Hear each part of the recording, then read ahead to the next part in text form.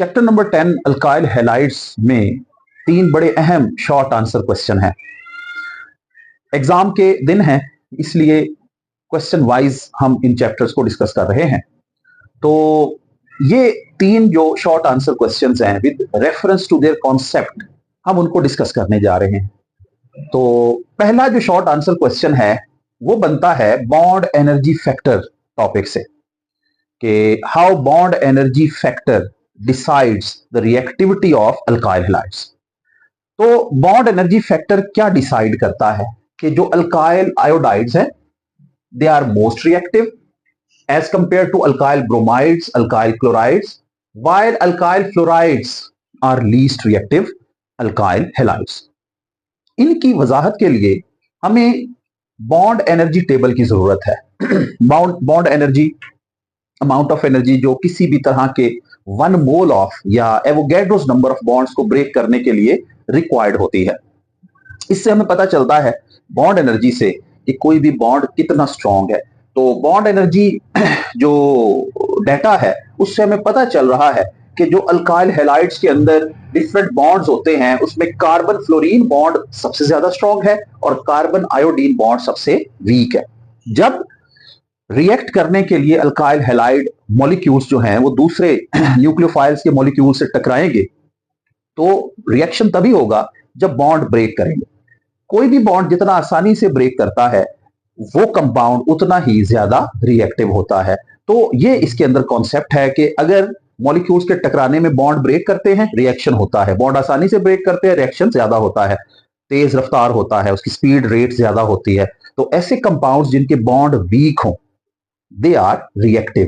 तो इसलिए हम कहते हैं alkyl iodides containing carbon iodine bond are most reactive while alkyl fluorides are least reactive. तो इसकी डिस्क्रिप्शन के साथ आपको रिएक्टिविटी ऑर्डर लिखने की जरूरत है। Number 2, what are electrophiles and nucleophiles. ये बड़ा ही एक फेमस किस्म का शॉर्ट आंसर क्वेश्चन है। जस्ट इलेक्ट्रोफाइल्स की डेफिनेशन और एग्जांपल भी पूछ लेते हैं, न्यूक्लियोफाइल्स की डेफिनेशन और एग्जांपल भी पूछ लेते हैं। तो मैंने दोनों को जो है वो कंपेयर करके एक्सप्लेन करना है।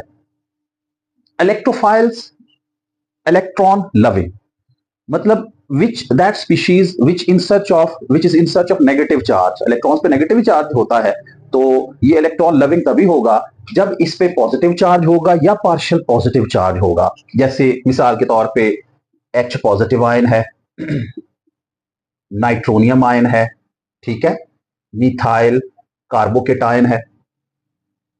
अगर न्यूट्रल मॉलिक्यूल इलेक्ट्रॉन डेफिशिएंट हो जैसे बोरॉन ट्राइफ्लोराइड है या एल्यूमिनियम ट्राइक्लोराइड है, बोरॉन के वैलेंस शेल में 3 इलेक्ट्रॉन पेयर्स है, डेफिशिएंसी है ऑक्टेट मुकम्मल करने के लिए 2 इलेक्ट्रॉन्स की, तो ये भी इलेक्ट्रॉन्स को अट्रैक्ट करता है। So it is also electrophile. Aluminium chloride is also electrophile. Nucleophile, that species which has an unshared pair of electron for bonding. Unshared pair of electron, lone pair of electron जो available for bonding हो, जो bonding के लिए दिया जा सकता हो, तो फिर हम उसको न्यूक्लियोफाइल कहते हैं क्योंकि ये न्यूक्लियस लविंग हो जाता है। आमतौर पे तो इन पे नेगेटिव चार्ज ही होता है, जैसे क्लोराइड है, ब्रोमाइड आयन, आयोडाइड, इसी तरह हाइड्रोक्साइड है, कोई भी एल्कोक्साइड आयन है जैसे मेथॉक्साइड है, एथोक्साइड है, वगैरह वगैरह। और न्यूट्रल स्पीशीज जैसे वाटर है, वाटर के ऑक्सीजन के पास 2 अनशेयर्ड पेयर ऑफ इलेक्ट्रॉन है but only 1 unpaired electron is available for bonding. Ammonia एक न्यूट्रल मॉलिक्यूल है और ये न्यूक्लियोफाइल का काम करता है। इसमें नाइट्रोजन के वैलेंस शेल में 1 अनशेयर्ड पेयर ऑफ इलेक्ट्रॉन है और वो उससे बॉन्डिंग करता है। देखें अमोनिया जो है वो न्यूक्लियोफाइल है, H पॉजिटिव जो है वो इलेक्ट्रोफाइल है। नाइट्रोजन अपना लोन पेयर डोनेट करेगा, H पॉजिटिव उसको एक्सेप्ट करेगा, इनके दरमियान एक बॉन्ड बनता है, कोऑर्डिनेट कोवलेंट बॉन्ड, और इससे अमोनियम आयन बन जाता है। तो this is difference between electrophiles and nucleophiles. और तीसरा जो शॉर्ट क्वेश्चन है, discuss the reactivity of Grignard reagent. Grignard reagent की रिएक्टिविटी किस वजह से होती है, ये भी एक बड़ी इंपॉर्टेंट ब्रीफ सी डिस्कशन है। तो ये रिएक्टिविटी होती है, ये आपके सामने मैंने स्ट्रक्चर लिखा है, इस कार्बन मैग्नीशियम बॉन्ड की पोलैरिटी की वजह से। कार्बन मेटल्स के साथ बॉन्डिंग तो करता है लेकिन वो बॉन्डिंग इतनी स्टेबल नहीं होती और ये बॉन्डिंग आसानी से ब्रेक कर जाती है। यही वजह है ये इस तरह ब्रेक हो। जो अल्काइल पार्ट है वो नेगेटिव चार्ज कंटेन करेगा और जो मेटल पार्ट है वो पॉजिटिव चार्ज कंटेन करेगा।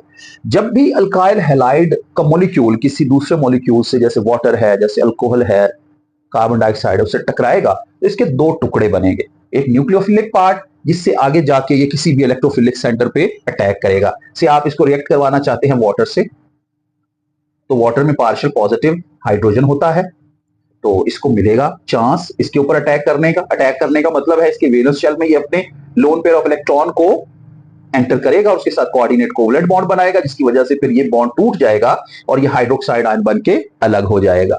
तो मोस्टली जब आप इसको एक्सप्लेन करते हैं तो बेसिकली आपने कहना है कि the reactivity of Grignard reagent is due to carbon magnesium bond polarity.